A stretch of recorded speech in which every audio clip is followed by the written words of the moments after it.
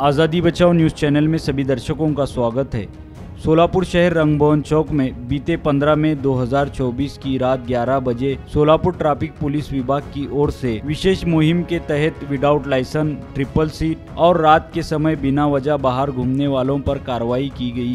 कहा जा रहा है कि ये मुहिम शहर के मुख्य चौकों में चलाने का आदेश सोलापुर पुलिस आयुक्त एम राजकुमार ने दिया है। इसकी अधिक जानकारी पुलिस निरीक्षक तानाजी दराडे ने दी है।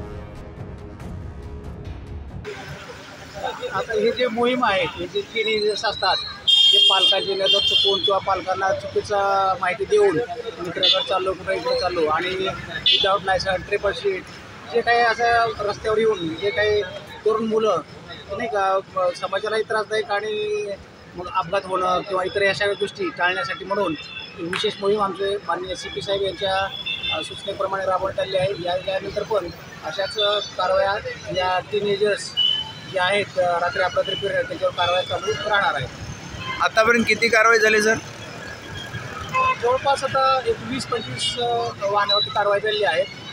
निश्चित आकडा आम्ही सगळ्या कशा पद्धतीची कारवाई झाली? आता जे ट्रिपल शीट जातात, तरुण मुलं असतात, भरधाव वेगात वाहनं चालवतात किंवा दारू पिऊन वाहन चालून असेल, त्यानंतर लायसन्स नाही, तर आम्ही अशा पद्धतीनं टीनेजर्स आहेत त्यांना थांबवणी करून त्याच्यावर दंडात्मक कारवाई करणं चालू आहे।